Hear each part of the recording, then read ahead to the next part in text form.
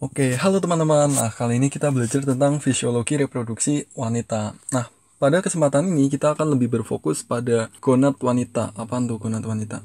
Yaitu ovarium ya. Gonad ini itu adalah organ yang berfungsi untuk memproduksi gamet. Gamet ini ya yang berfungsi untuk membentuk suatu individu baru ya apabila mereka bersatu. Nah, kalau pada cowok, gonadnya itu disebut testis. Dia menghasilkan sperma. Oke. Nah, ovarium ini dia memiliki dua fungsi utama nih, ya, yaitu menghasilkan ovum sama sekresi hormon, ya, terutama estrogen dan progesteron. Oke. Nah, kali ini kita akan lebih berfokus dalam fungsi ovarium yang menghasilkan ovum nih, ya. Nah, pembentukan ovum itu disebut sebagai oogenesis, ya. Nah, oogenesis menghasilkan oosit, ya. Oke. Nah, oosit ini dia letaknya ada di mananya ovarium nih. Letaknya ada di dalam folikel ya. Oke. Nah, langsung aja kita lihat gambar berikut ini. Oke. Nah, di sini. Nah, oke, yang pertama kita bahas tentang oogenesis ya. Jadi oogenesis ini dia dimulai dari oogonium ya. Oogonium ini sel diploid yang terdapat pada saat fetal periode ya, saat anak tersebut masih di dalam janin. Itu udah mulai terjadi proses oogenesis. Nah, oogonium ini dia akan bermitosis ya, mitosis menjadi oosit primer ya. Proses mitosis masih ingat dong, yaitu ada profase, metafase, anafase sama telofase ya. Nah, saat berkembang dari oogonium menjadi oosit primer, setelah menjadi oosit primer dia akan dikelilingi oleh sel-sel folikular nih ya. Sel folikular akan mengelilingi si oosit primer ini. Nah, sel oosit primer yang dikelilingi oleh sel folikular itulah yang disebut folikel primordial nih ya. Jadi folikel primordial ya ini ada sel folikular, sel-sel folikular yang mengelilingi kayak gini.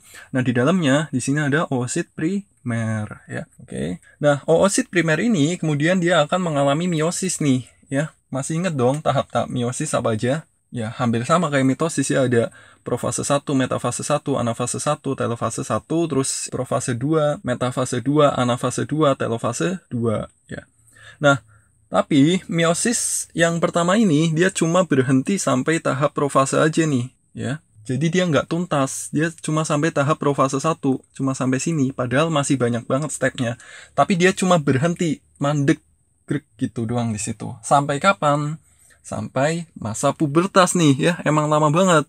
Bahkan ketika anak-anak nih ya dari usia 0 sampai dia pubertas sekitar ya 10-11 tahunan lah ya, dia masih dalam proses pembelahan yang berhenti ini ya, yaitu pada profase 1. Tapi setelah masa pubertas nih ya, si folikel primordial tadi dia akan berubah bentuk menjadi folikel primer ya. Apa yang membedakan? Yang membedakan kalau tadi cuma dikelilingi oleh sel-sel folikular, nah di sini akan ada terbentuk sel-sel granulosa nih ya di sekitar antara sel folikular sama oosit. Nah, inilah yang disebut sebagai folikel primer. Oke. Tapi si oositnya dia masih dalam tahap profase 1, dia belum gerak dalam pembelahannya. Kemudian, folikel primer ini dia akan berkembang lagi menjadi folikel sekunder. Apa nih yang beda? Yang beda di sini terbentuk yang namanya antrum. Nanti kita lihat gambarnya yang lebih jelas. Oke. Nah, setiap bulannya nih, si oosit primer yang masih dalam tahap profase 1 ini dia akan bergerak nih ya. Alhamdulillah dia udah mulai bergerak untuk menyelesaikan proses meiosis satunya nih ya. Meiosis 1 completed by one primary oocyte each month. Ya selesai tiap 1 bulan. Jadi setiap 1 bulan itu ada 1 oosit yang selesai. Cuma 1 ya, ingat bukan semuanya. Nah, oosit yang terpilih untuk menyelesaikan proses meiosis satunya ini, kemudian dia akan lanjut ke meiosis 2 nih, ya kan? Meiosis 2 tahapnya ya sama dari profase 2, meiosis 2, anafase 2 sampai telofase 2. Tapi lagi-lagi di sini prosesnya berhenti nih ya. Dia cuma sampai metafase 2 ya. Dia cuma sampai sini doang nih. Oke. Nah, tapi nih kalau pada proses pembelahan kan harusnya pada tahap telofasenya dia akan membelah kayak gini dong. Terus sitoplasmanya itu akan terbagi sama imbang dong antara sel yang kanan sama sel yang kiri. Tapi pada pembelahan meiosis kedua ini dia enggak terbagi sama rata. Salah satu selnya itu akan mendapat sitoplasma yang lebih ya. Ya, nanti kayak gini hasilnya, yang satu jadi kecil, yang kedua jadi lebih subur. Nah, yang lebih subur inilah yang akan menjadi oosit sekunder. Sisanya yang cuma mendapat sitoplasma yang sedikit, dia akan menjadi badan polar ya. Atau dalam hal ini badan polar pertama, oke? Nah, saat terbentuk oosit sekunder ya, dia kan cuma sampai tahap metafase 2 doang nih, ya kan? Tadi dia nggak tuntas. Oke, dia berhenti, stop di situ doang. Nah, sementara oosit sekunder ini berhenti di metafase 2, si folikel tadi itu berubah berkembang menjadi folikel yang matur ya, atau disebut folikel Graafian atau folikel de Graaf. Oke. Nah, folikel de Graaf ini bedanya apa sih? Bedanya antrumnya di sini lebih gede ya, dan diisi oleh cairan folikular ya. Oke. Nah, setelah menjadi folikel matur ini ya, ketika terjadi rangsangan yang sesuai, yaitu oleh adanya sekresi hormon LH ya, dia akan terjadi ovulasi ya, ovulasi dari oosit sekunder. Nah, saat ovulasi ini dia masih tetap dalam tahap metafase 2 ya. Sampai kapan? Sampai terjadi fertilisasi oleh adanya sperma ya. Kalau nggak terjadi fertilisasi gimana? Ya udah, dia nggak pernah dan tidak akan pernah menyelesaikan proses pembelahannya sampai tuntas ya. Ya udah, cuma sampai metafase 2, terus kalau nggak ada pembelahan ya udah mati. Ya kan, selnya akan mengalami apoptosis. Kemudian terjadi menstruasi ya. Nanti kita bahas juga bagaimana proses terjadinya menstruasi ini.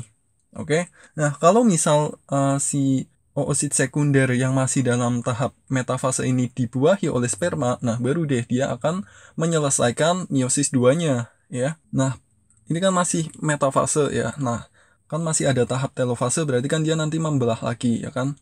Membelah lagi jadi 2. Nah, satunya jadi second polar body, yang satunya jadi ovum beneran nih ya. Jadi sebenarnya yang dikeluarkan saat ovulasi ini sebenarnya belum menjadi ovum nih. Dia akan menjadi ovum ketika bertemu dengan sperma ya. Kemudian si badan polar ini semuanya dia akan mengalami degenerasi atau pecah. Kemudian bentuk folikelnya ya, kalau secara jelas ini kayak gini ya. Tadi ini adalah folikel primordial. Cirinya gimana? Cirinya dia di sini ya baru dilapisi oleh sel-sel folikular ya. Oke, kemudian di sekeliling sel folikular dia dikerumuni oleh kolagen fiber sama sel stroma ya. Terus saat dia menjadi folikel primer ya, di sini dia mulai dikerubungi oleh sel granulosa nih ya. Nah, si sel folikular sekarang dia berubah menjadi zona pellucida ya.